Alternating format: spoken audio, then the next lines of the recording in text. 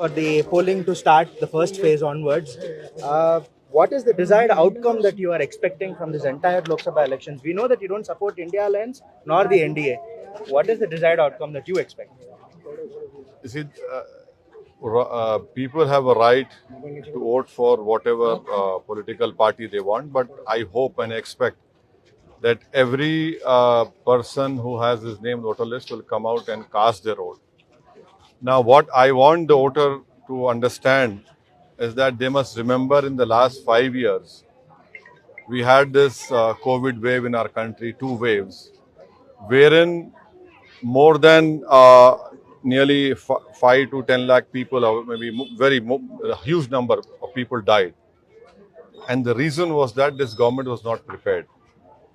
Mr. Modi was not to be seen for nearly 20 days when the COVID wave, second wave started. This government utterly failed. We have seen visuals of bodies floating on various rivers. We have seen migrant laborers working in Aurangabad. They died on railway tracks. This government failed to provide oxygen. Then now this led to huge unemployment, price rise. The youth is suffering because of lack of jobs. Communalism has increased. Mob lynching has increased. Hatred towards minorities have increased. There is a threat to our constitution. There is a threat to the pluralism and diversity of our country. And on each count, this Modi government has failed. They might talk big about making it the third largest economy, but our where do we stand at per capita income? Petrol is more than 100 rupees. So these are all the factors which I hope people will keep in their mind when they go out and vote and cast their vote for any political party they want. And as far as our party is concerned, we hope that they will vote for us in Hyderabad, Aurangabad and Kishanganj Parliament constituency. And in Uttar Pradesh, we are in alliance with Anupriya Patel. We have formed PDM. And also in Maharashtra, we'll be contesting some more Lok Sabha seats.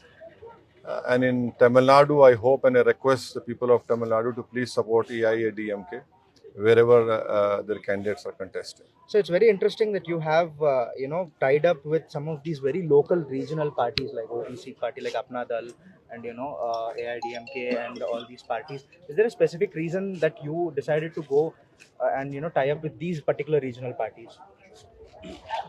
To be honest with you, last time around during the last Tamil Nadu elections, there was a talk between our party and the then Chief Minister, who's now heading the ADMK General Secretary, Edapadi Palaniswamy. But we refused. We said that you're in alliance with BJP.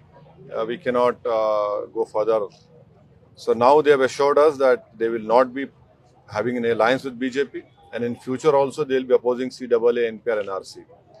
And my expectation is that in coming assembly elections, AIADMK will be the most powerful political party and the popular political party come assembly elections.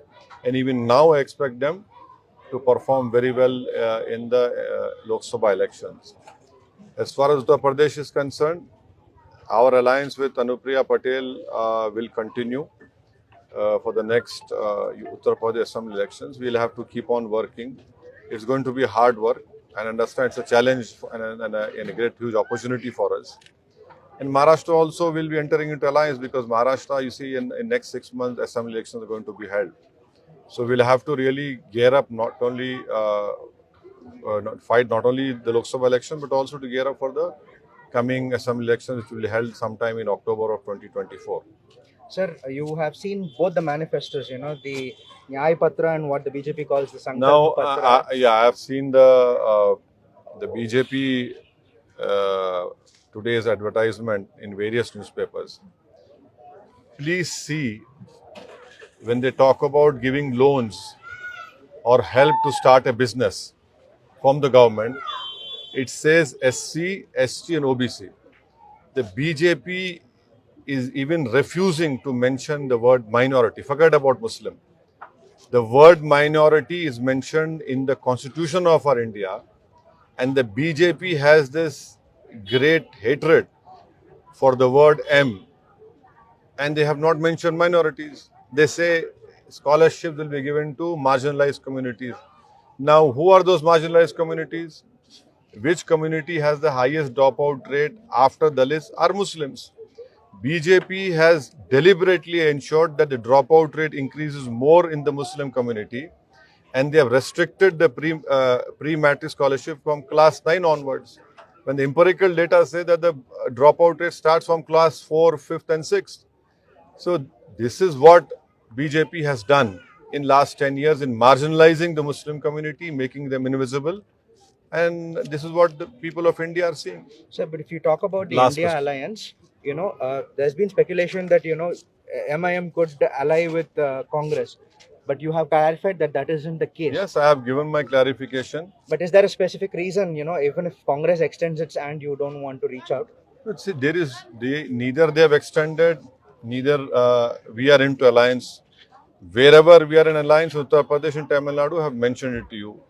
In Maharashtra, we have taken a very conscious decision of supporting in Akola Mr. Prakash Ambedkar, and in Amravati Mr. Anand Ambedkar.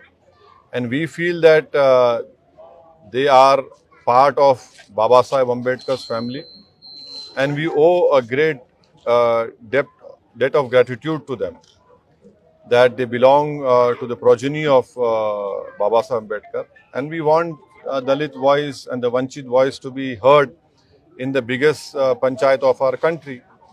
This is what we have done, and I have clarified again that in other places we have no alliance with any other political party. Sir इधर आखिरी सवाल sir, Last. इधर तेलंगाना बारे में आप पहली बार चुनाव में आप बीआरएस को सपोर्ट किया है, लेकिन आप सिर्फ हैदराबाद में कंटेस्ट कर रहे हैं, तो बाकी सब सीट्स को आप स्पेसिफिकली बीजेपी हराने का आप कुछ कोशिश कर रहे हैं क्या? तो खुला बोला ना मैं, हैदराबाद में भी हराना है, तेलंगाना के 16 पार्लियामेंट कॉन्स्टिट्यूंसीज में बीजेपी को हराने का है, और हमने ये खुलकर कहा इस बात को, तो इसमें कोई छुपाने का नहीं है।